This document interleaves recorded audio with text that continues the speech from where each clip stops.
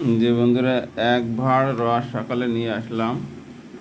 আজ হলো জানুয়ারি মাসের 29 তারিখ 2025 সাল। এই হলো খুলনা ডুমুরি অঞ্চল।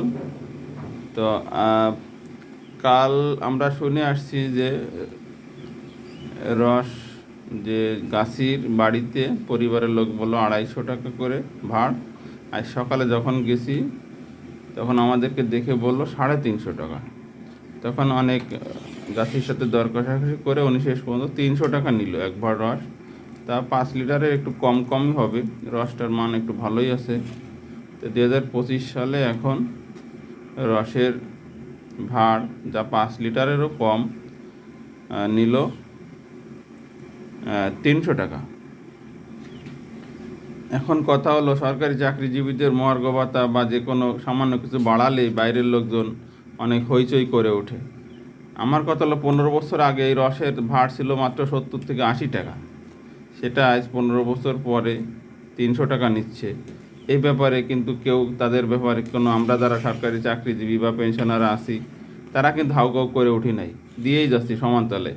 অথচ আমাদের সামান্য কিছু বাড়ানোর কথা বললে বাইরের লোক হইচই করে ওঠে। তো তাদের কারণেই তো আমাদেরকে আজ এই মর্গ ভাতা বাড়ানোর প্রয়োজনীয়তা হয়ে পড়ে। কারণ প্রতিটা পণ্যই তো তারাই বাড়াচ্ছে, সিভিল লোকেই বাড়াচ্ছে, তাই না?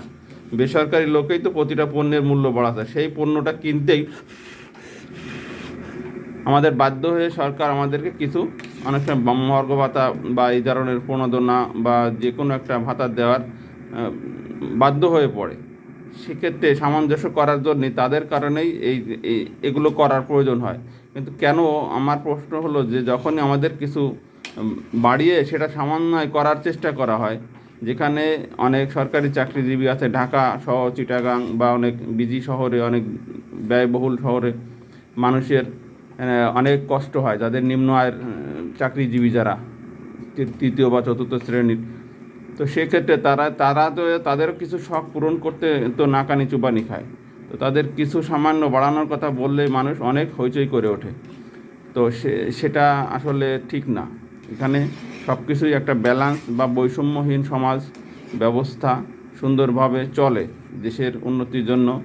এখানে সরকার যদি কোনো চাকরিজীবী বা পেনশনারদের কিছু সামান্য দিয়ে সমন্বয় করে বাজার ব্যবস্থায় তাদের আর্থিক অবস্থার, সেটাতে অন্যদের এত হিংসুটে হয়ে বিভিন্ন মিডিয়া নিউজ বা বিভিন্ন রকমের হইচই করা আমি মনে করি সমীচীন নয়। তো এই ব্যাপারে সবাইকে আমি আরও সহনশীল হওয়ার আহ্বান জানাচ্ছি। আল্লাহ হাফেজ।